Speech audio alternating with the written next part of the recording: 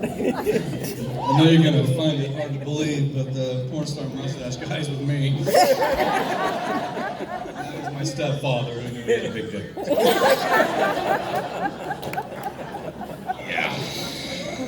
So true story, Mike Gardner asked me if I would do this, and I thought, you know what, that would be kind of fun. And then here I am, thinking, what the hell was I getting myself into? But I'm here to raise money for Bona Vista. Bona Vista is a great organization. Laura Steiner used to work with me. She always wanted to do a comedy thing like this, raise money for Bona Vista. So tonight, that's what we're going to do.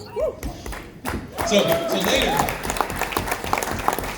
I need you to understand that I've been writing down jokes and shit for like 3 years, so I thought I'd have like a really killer set. I started looking through everything and I realized how really dirty most of it is. So I apologize, but I want you to give with your heart, no matter how much I may offend somebody here in a minute.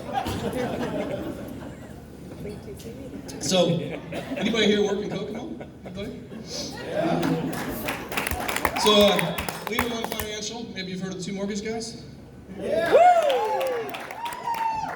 God, I brought my mom just in case someone said no. So we help all kinds of people. We meet all kinds of people, actually. Rich people, poor people, young people, old people, stinky people. You guys, anybody working in an office ever had really stinky people come in? Oh, yeah. You know what I'm talking about, right? I'm not talking like a little stink, I'm talking like, deep fried cigarette butt, like a, dog shit on a wet river shoe type of stink. So the other day we had that. We had a couple come in, and it was pretty bad, man. I knew it. I knew as soon as they sat down in the conference room that the smell's gonna be here for a while. So, did my thing, got them pre-approved, because that's what we do.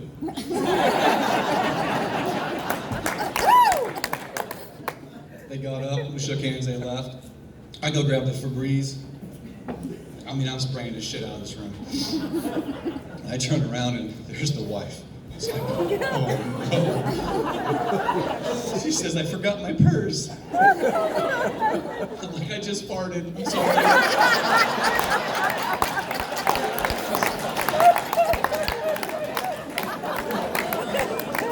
It's slow in February. You gotta do what you gotta do to save the deal.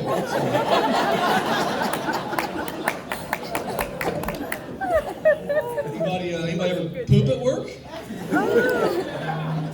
Come on, Brian. I've been to your office. I know you poop there. We have the worst bathroom ever. It's got these super thin walls, like really, really shitty ventilation. Hollow doors. Like obviously Scott Pitcher built it.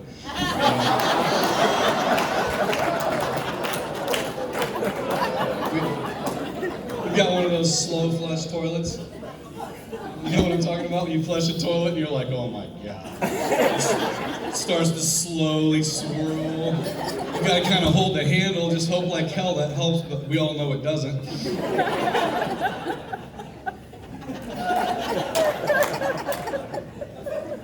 And it's a shared bathroom, did I mention that? So, Steve and I, the only two guys in the office, we have to share it with all the women. So, I try to play by the rules, I go in there, and I don't pee like I used to. I've got like a vortex of screen. Usually I've got 2 or 3. I try to get most of them in the middle. And then I'm sure when I clean up afterwards, and I spray a little spray, and I wash my hands, and I get the paper towel out. I want everybody to hear me so they know I'm washing my hands. I come out and I have the door shut like halfway, so that the smell doesn't kind of waft out in the hallway, Then there's Steve. I swear to God, Steve comes out. He's like, the door's wide open, the fan's not on. He doesn't even know we have a fan. Grunting and shit as he walks down the hallway. It's unbelievable.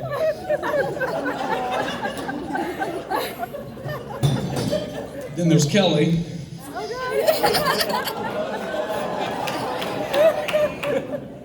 Kelly goes in there, and I swear it's like a soundproof recording studio. Like you can't hear shit. I don't even know how she does it. She opens the door, and like a ray of sunshine comes out. Like it literally smells better than the room she's in. There it day I saw a little cartoon bird fly away. She was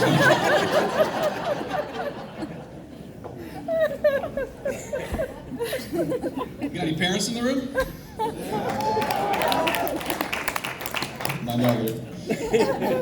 So they say parenting's the hardest thing you'll ever do, and goddamn, they're right. It is hard. Like my wife and I, we know we really suck at it, you know? Like, we're sorry. We apologize. Can we just get this over with, you know?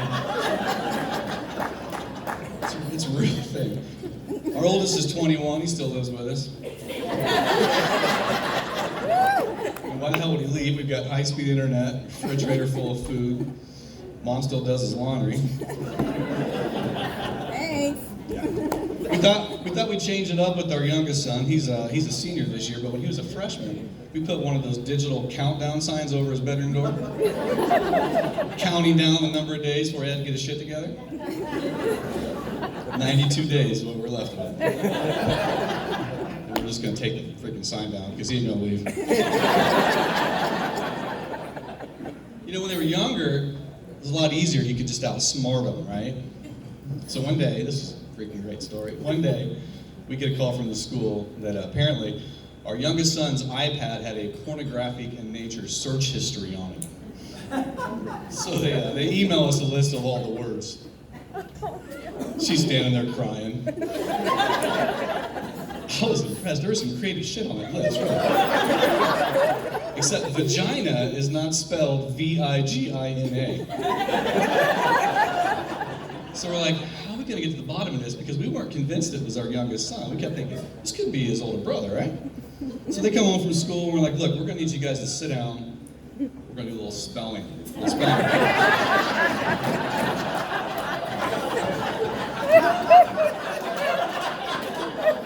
I'm going to need you to spell baseball. So they're like, what the hell? I gotta write down baseball. How about otter? What do we do with that? This is stupid. I'm like, just write down otter. Vagina.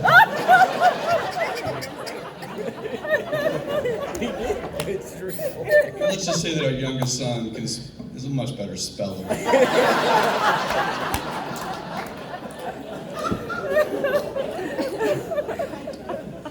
You know, in porn, it's everywhere today. I mean, literally, TV, the movies, Super Bowl.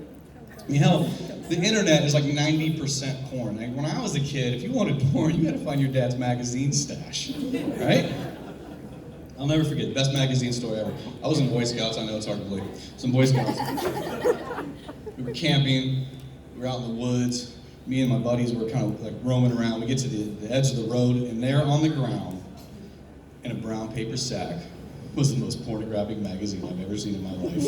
It's like it fell from the heavens. This thing was in pristine condition. We'd like take it back to the tent. There was like 13 of us in the tent. We're flipping through it. We'd seen shit we didn't even know existed. The scoutmaster came and took it from us. I know he still has it. But the mother lode was when I came home from school one day, and these guys were out in the backyard. They're installing a satellite dish. And I'm not talking about today's satellite dish. I'm talking about the original. You guys familiar with the big 10-foot satellite dishes? They actually would rotate to point to the corresponding satellite in the sky, right? And everything was free. So, you know, you want to watch NBC? You point over here. You want to watch HBO? You go a little bit to the left. Playboy Channel? God damn, they'd have to go all.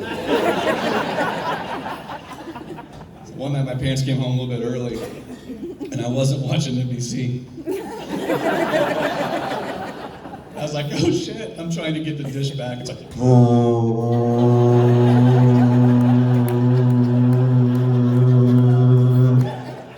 like 5 minutes.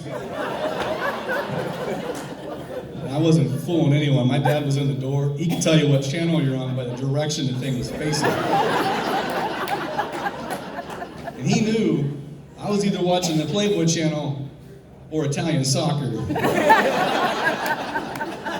And I don't know how to play soccer.